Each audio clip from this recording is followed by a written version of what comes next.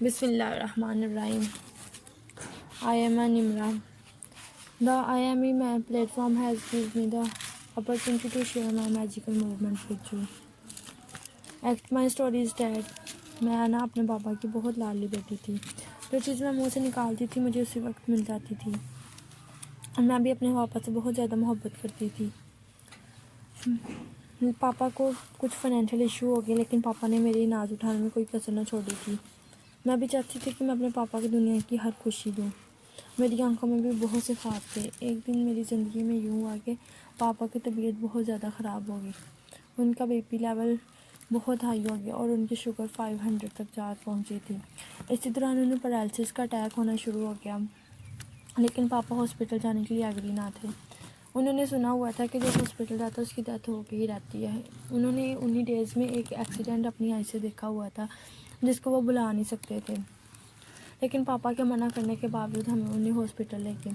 Hospital جانے پر doctor نے انہیں ایڈمٹ کرنے کا بولا اور ساتھ MRI ریفر کی. خدا کا کرنا دیکھیں کہ جب بھی MRI کی ڈیٹ آتی اسی دن کچھ نہ کچھ پرابلم ہو جاتی. کبھی ڈاکٹرز نہ آتے اور کبھی پاپا کا بی پی ہائی ہو جاتا. ایک دن میں ہاسپٹل میں تھی. اس دن پاپا کی کنڈیشن بہت زیادہ سیریس تھی. ہمیں آلموسٹ ہاسپٹل میں 2 ویکس ہو چکے تھے. پاپا اس دن تب میں جب گھر واپس آنے لگی تو مجھے اندر سے آواز آئی کہ واپس نہیں جانا چاہیے مجھے. لیکن اگلے دن میرا کالج میں ٹیسٹ تھا اس لیے میں وہاں رک نہیں سکتی تھی. میں وہاں سے واپس آ گئی. ابھی میں گھر ہی آئی ہوں کہ پیچھے سے ہاسپٹل سے کال آئی. وہ کال سن کے جیسے میرے پاؤں کے نیچے سے زمین ہی نکل چکی ہو.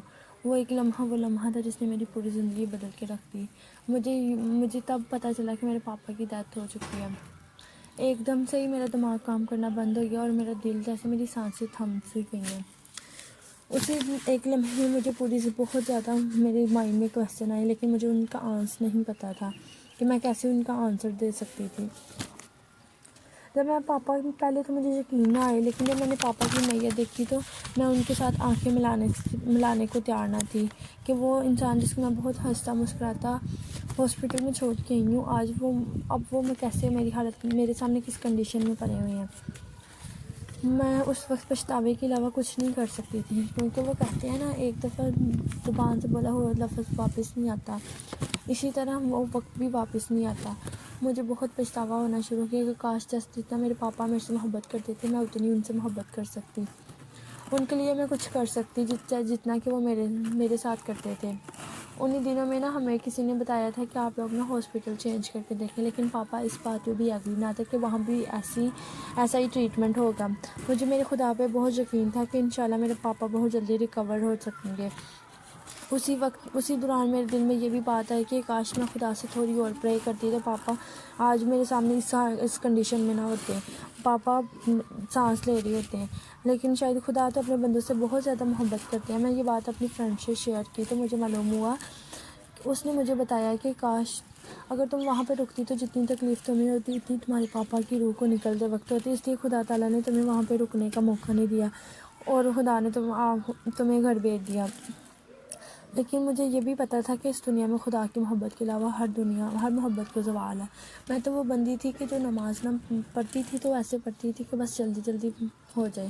قرآن پاک کی تلاوت ایسے کرتی تھی کہ مجھے بہت جلدی لگی رہتی تھی.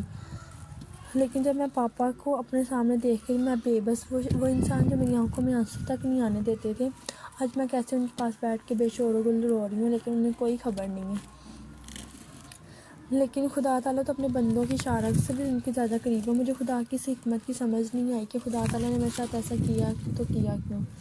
لیکن خدا تعالیٰ تو خود ہی کہتے ہیں کہ میں ایک دروازہ بند کرتا ہوں تو دوسرا دروازہ کھولتا ہوں. میرے مائنڈ میں بنڈلز آف کویسچنس تھے جن میں ایک کویسچن یہ بھی تھا کہ خدا تعالیٰ کی پوری دنیا تو خدا تعالیٰ کے ان کی محتاج ہے تو پھر خدا تعالیٰ نے کیوں میرے بابا کے ساتھ ایسا کیا. لیکن خدا تعالیٰ خود ہی تو کہتے ہیں کہ میں انسان پہ اپنے ان کی اوقات سے زیادہ بوجھ نہیں ڈال سکتا. خدا تعالیٰ تو اپنے 71 ماہ سے زیادہ اپنے بندوں سے محبت کرتے ہیں. پوری دنیا ان کے ایک لفظ کو ان کے محتاج ہے. تو پھر آخر پاپا کے ساتھ ایسا کیوں ہوا. مجھے خدا کی حکمت تو سمجھ نہیں آئی لیکن مجھے اتنا ضرور سمجھ آ گیا کہ خدا تعالیٰ ان بندوں سے بہت محبت کرتے ہیں ان بندوں کو ضرور آزمائش میں ڈالتے ہیں جن کو بہت محبت کرتے ہیں. خدا تعالیٰ اچھے بندوں کو اپنے پاس بلا لیتے ہیں. اس دنیا میں دنیا کے سامنے جتنی بار رو لیا جائے دنیا تعلق کے علاوہ کچھ نہیں دیتی، لیکن خدا کی محبت ہے، وہ محبت ہے جس کے سامنے رو بھی لیا جائے تو دل کو سکون ملتا ہے۔ میں نے 5 وقت نماز پڑھنا شروع کی، اس سے میں اپنے پاپا کے لیے دنیا میں تو کچھ نہیں کر سکتی، ان کے لیے میں آخرت میں ہی کچھ کر سکوں، اس سے پاپا کی قبر کو سکون ملے گا۔ وہ انسان جو میرے ساتھ ہمیشہ ہنستے مسکراتے تھے، جن کو بہت زیادہ اس دنیا کی گرمی برداشت نہیں ہو سکتی تھی، وہ قبر میں اس مٹی میں جا ملے ہیں جہاں وہ قبر کے عذاب ان کی گرمی کو کیسے برداشت کریں گے۔ لیکن مجھے لگتا تھا کہ اس بات میں کوئی بہتری ہے، شاید یہی زندگی ہے، یہی زندگی کا اصول ہے، اگر اس دنیا میں اچھے اعمال کیے جائیں گے تو آخرت میں بھی اچھے اعمال ہی ملیں گے، کیونکہ خدا اب میں چاہتی ہوں کہ میں اپنی زندگی اسلام کے لیے وقف کر دوں۔ 5 وقت کی نماز پڑھو، خدا تعالیٰ سے باتیں کرو، دل کو بہت سکون ملتا ہے، دل کا بوجھ ہلکا ہو جاتا ہے۔ میری اللہ سے دعا ہے کہ میری ساری دنیا میں اسلام کی تبلیغ میں اپنا کردار ادا کر سکوں، کیونکہ خدا تعالیٰ تو ان بندوں کو اپنے دین کی تبلیغ کے لیے چن لیتا ہے جن کے ساتھ ان کو بہت محبت ہوتی ہے۔ لیکن اب مجھے سمجھ آیا کہ یہ دنیا وقتی طور پہ تو انسان ہمارے بہت ساتھ ہوتا ہے، لیکن بعد میں جب وقت گزر جائے تب پتہ انسان کو حالات کا تب احساس ہوتا ہے۔